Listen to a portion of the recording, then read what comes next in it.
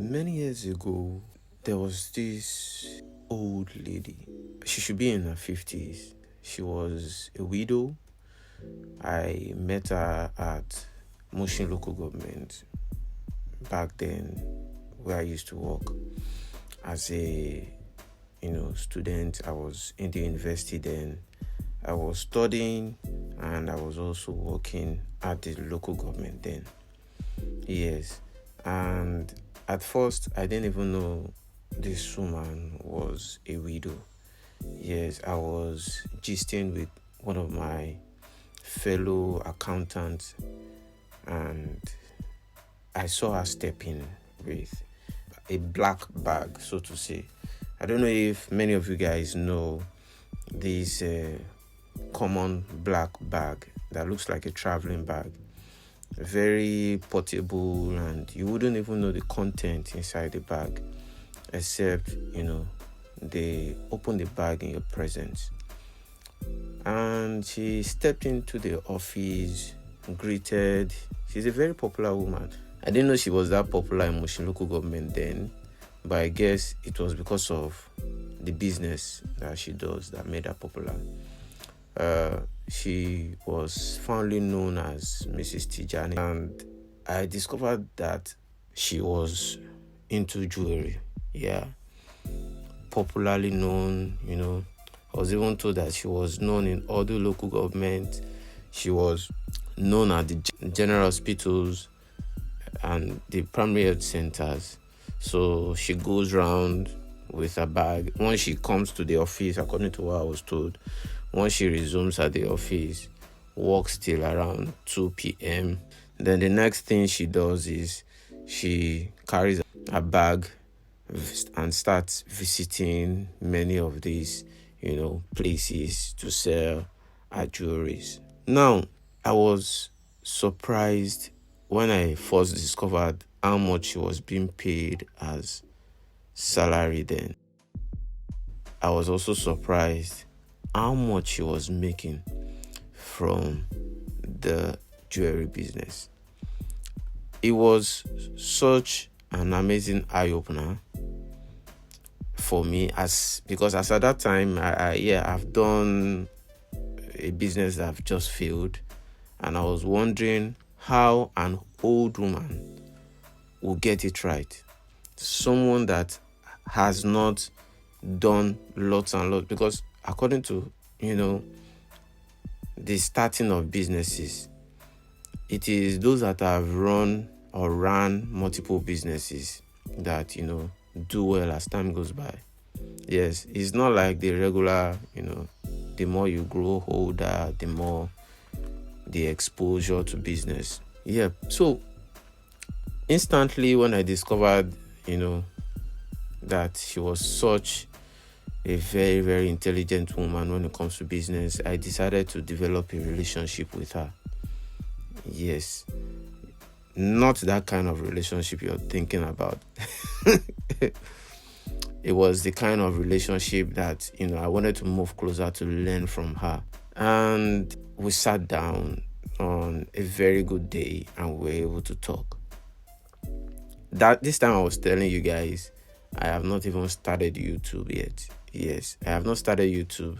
I have not even started, my blog then. And she told me the inspiration behind the jewelry business that she was into.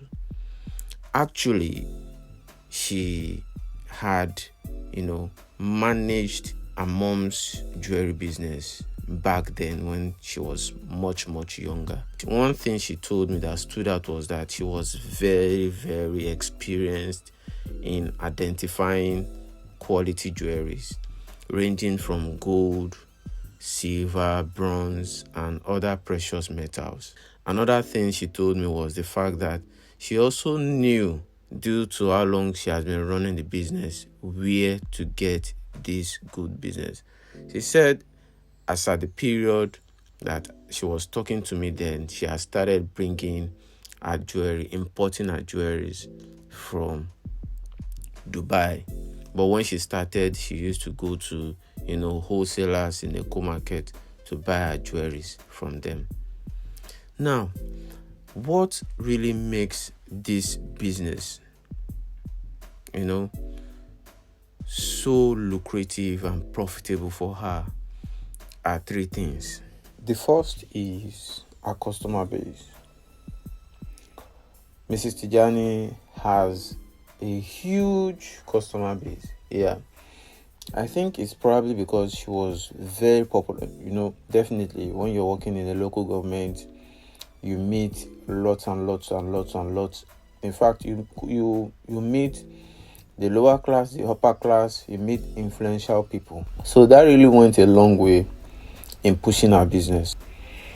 The second is the fact that she understands the jewelry business. I usually tell those that, call me for consulting, I tell them that the last thing that you want to do as somebody going into a business is to go into a business that you don't understand.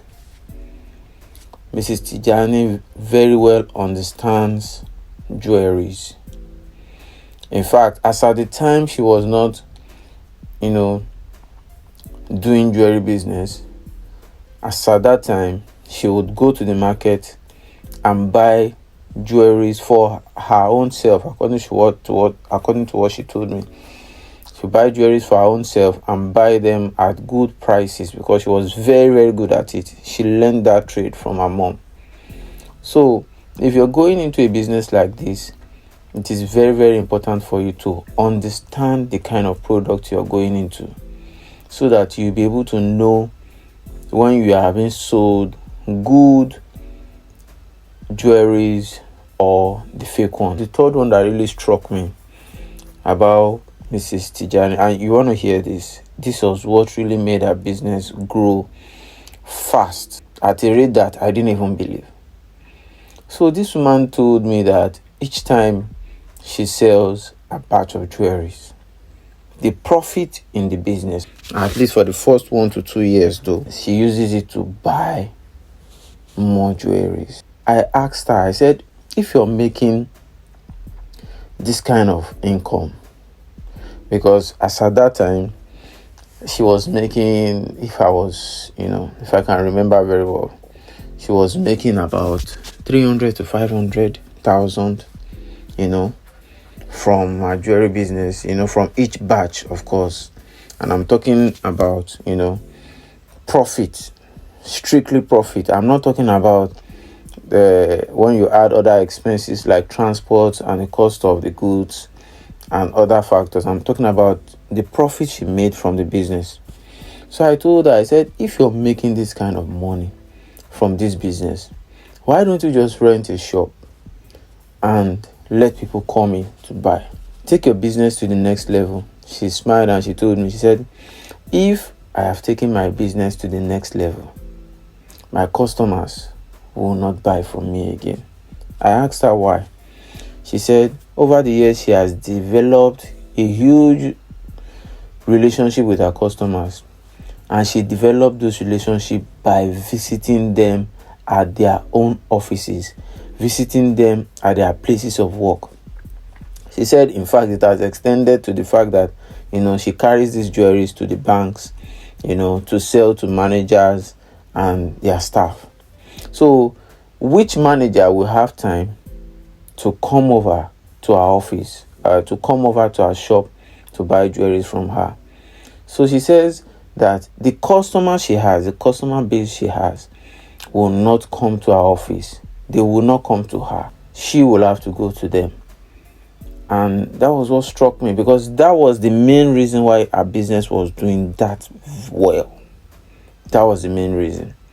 So I don't know who needs to listen to this.